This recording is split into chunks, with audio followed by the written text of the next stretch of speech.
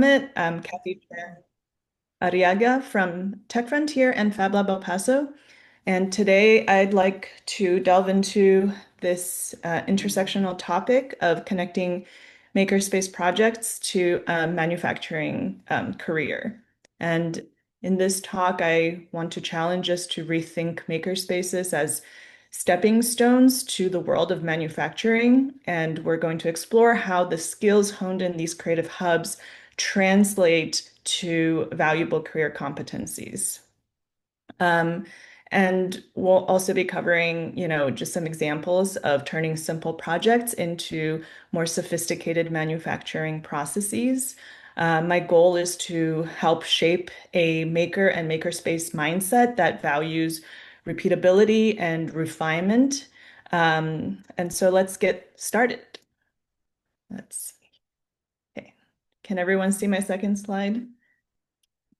Okay, great. So in my current role at Tech Frontier and Fab Lab El Paso, I've had the privilege of working at the intersection of technology and education, and we're very much focused at our makerspace on how we can prepare our students for the future of work.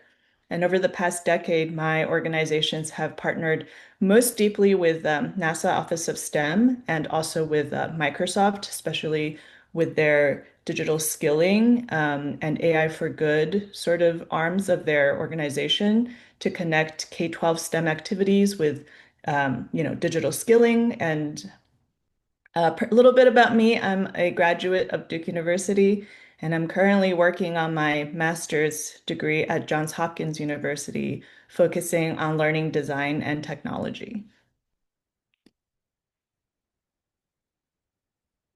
Okay, so getting started with, di by diving into this concept of the makerspace as a tiny smart factory.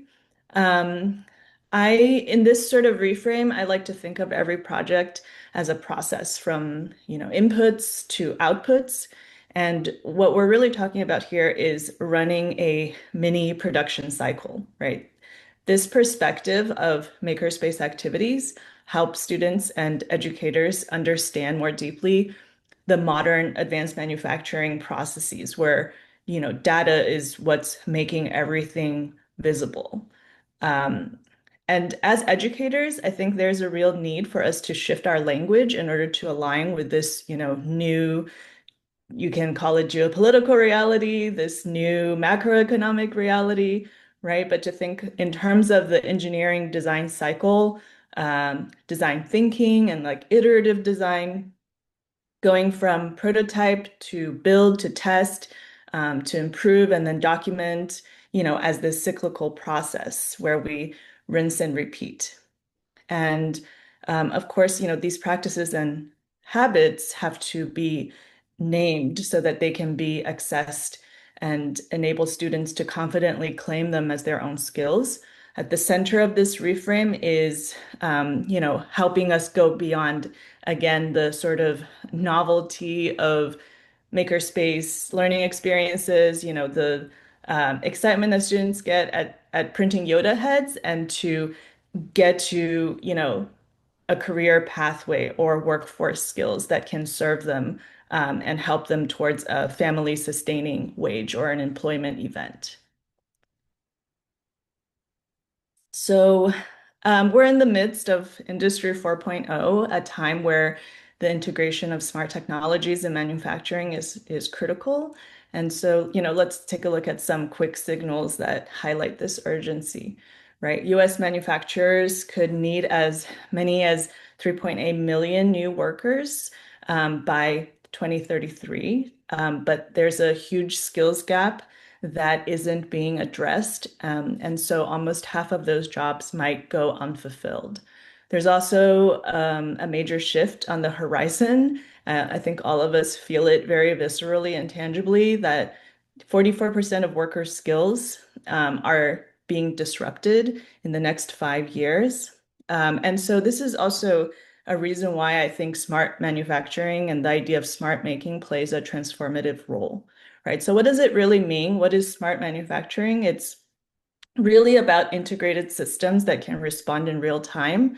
And it also utilizes data to adapt seamlessly to processes. It's a blend of automation and human problem solving.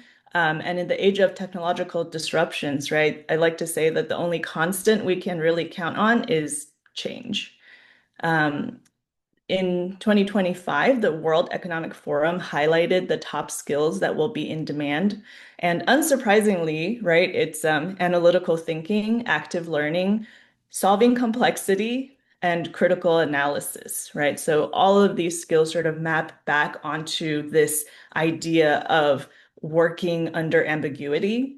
And I think Smart Makers and Makerspaces is equally about preparing ourselves as educators and our students for this unpredictable future. So here's an example of, you know, of a way of reframing some of this idea or this framework into tangible things that we can do in the classroom. So take this, sentence stem. When we use blank in the makerspace, we are practicing blank, which is the same skill used in blank jobs, right? This really helps just again, like bridge the gap between classroom practice and industry practice.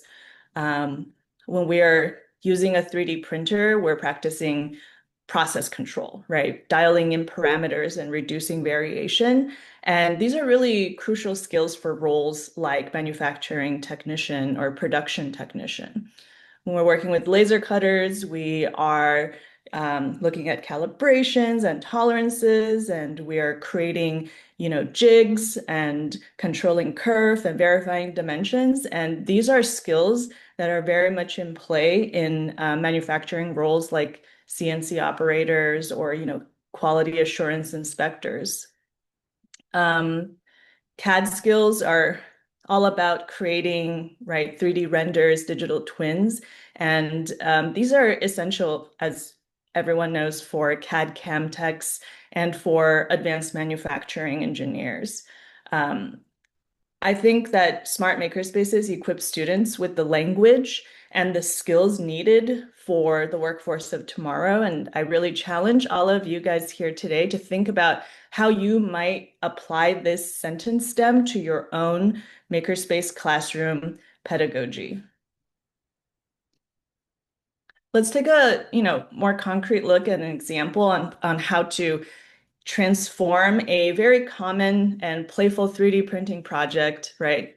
That's ubiquitous in most maker spaces, like, find a 3D or find a 3D print and print it out on the 3D printer and turn this activity into a more disciplined production process that students can learn from. The key here is, again, thinking of it like when we print those Yoda heads, we're not just having fun, right? We're honing in skills that map one-on-one, one-to-one in a manufacturing setting.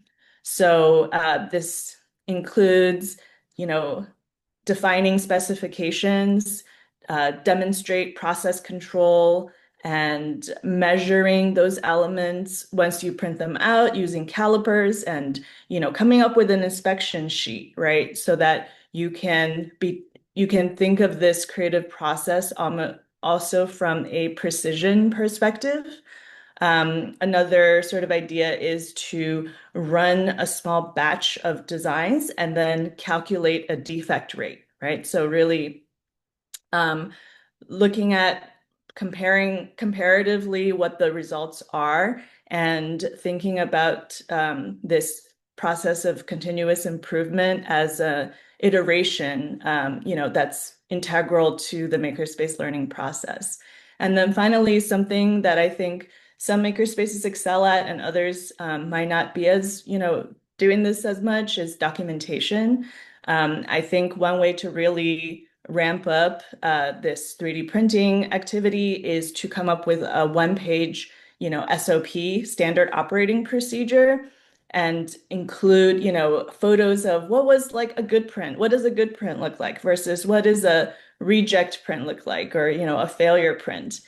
And at the end of the day, really imagine an I can statement for students, right? So a successful sort of outcome for a learning outcome for student would be someone who says, I can run a controlled process, inspect parts, improve quality using data. And so those are the sort of skill sets that we are looking for that can, directly translate onto a resume, right, for a junior technician position in industry. Um, just going to look at a second example here. Another really common sort of makerspace activity is laser cutting, right? So, and here we're going to explore how students can enhance their laser cutting skills by, working as a team and taking on different roles that they may encounter in, a manufacturing setting. And so, the idea of this project is, let's say we're asking students to design an interlocking kit, right? And so the students have to use test strips, update their CAD models, and they have to construct simple jigs for repeatable assembly. These processes teach them about consistency and efficiency in the manufacturing process. And just like, in our 3D printing example, students should be tracking and logging, defects like misfits or burns or warping, which allows them to helps them understand, right, the importance of quality control. And in this mini manufacturing sort of simulation, students can take on manufacturing roles like designer, operator, assembler, inspector, process engineer. This sort of role playing helps them appreciate the value of teamwork and and the need for clear communication in a production environment. And as a quick assessment, we can ask, can they explain the concept of tolerance with evidence from their measurements and fit tests? Or did they successfully update their designs after testing the curve, right? So by the end of the exercise, the I can statement that hopefully, students can confidently say can be something like, I can design an interlocking kit in CAD, calibrate curve to hit a target clearance, build a jig for repeatable assembly, and track defects to improve quality, right? Um, and I think that this, again, is something that is directly imprintable onto a resume or LinkedIn or even a portfolio of projects. So, one more thing I'd like to emphasize is sort of the integration of something that's very familiar to people in industrial manufacturing, which is the Six Sigma lean manufacturing model. And, just in light of time, I'm going to go a little bit more quickly through the slides, right? The PDCA cycle is sort of, I think all of us as educators have probably had some kind of touch point with this. It's basically iterative design. It's design engineering cycle, and PDCA stands for plan, do, check, and act. And this method fosters continuous improvement in like a very well-structured framework and format.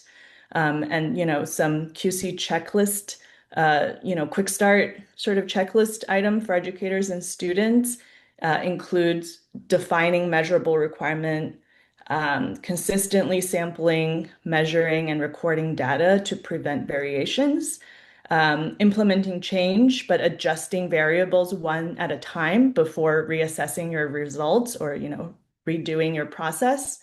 Um, these resources kind of help maintain consistency and clarity throughout the process. And as educators, a powerful question to pose is, what does the data indicate about the process? And then the next question to ask students would be, what will we attempt next? And how will we measure its success? I think this really encourages and frames critical thinking and data-driven decision making, which are, super sought after skills in the workplace. And speaking, of teamwork from an earlier slide from the example on 3D printer or on laser cutters, in industrial settings, teams really live and die by their workflows and documentation. What it's called in industry is this idea of digital thread. And so some fun ways to kind of incorporate these practices also in the classroom is to rotate roles among, students on a team, operator, inspector, engineer, and help them gain like a holistic understanding of the process so that it's not just about mastering one skill set or one specific, responsibility, but understanding how everyone is contributing to the outcome and to, the end product. One fun idea is to incorporate what's called a Kanban into the Makerspace activities. And it's basically a fancy manufacturing word for a task board. And the word originated in Japanese manufacturing, the Toyota plants, which are really famous for being highly optimized, efficient, with really high quality output. Um, and an important habit we're teaching and trying to integrate is, of course, writing up the standard operating procedures after the second build. And this really ensures that any improvements or adjustments can be documented early and consistently. And it, also improves reproducibility of the process, right? Checks for clarity and completeness. And the question to really ask is, right? Can someone else look at your documentation and be able to run your process and produce a result that is, similar in quality to what you produced? There's also just want to give you fair warning about 3 minutes left. So Yeah, and I'm almost on my last slide. Yeah. no worries. So, so finally, I want to just share, some reflexivity tools that really help enhance student understanding of their own learning processes. And these slides will be, of course, shared with everyone so that you don't have to, take screenshots or anything. It will be, you will have access to them after the fact. I think these tools, these sort of journaling and reflection questions really help students see themselves in the manufacturing world. And it's about, making learning visible and personal, right? So some ideas that really capture this kind of mentality is like a skills passport or a weekly video journal as a way for students to document and showcase their growing expertise. Um, so I think these prompts also encourage students to think about like what went well in their learning process and what didn't.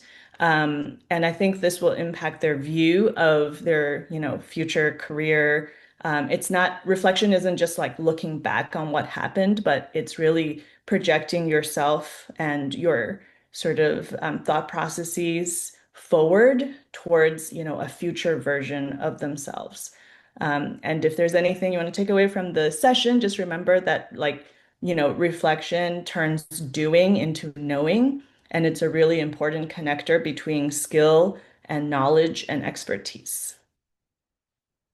And this is my last slide. So just, wrapping up, the key takeaways from our discussion today on smart makerspaces is recognizing that makerspace projects naturally incorporate manufacturing skills. Two, integrating, specifications, documentations, measurement. We're really elevating making into a structured sort of working.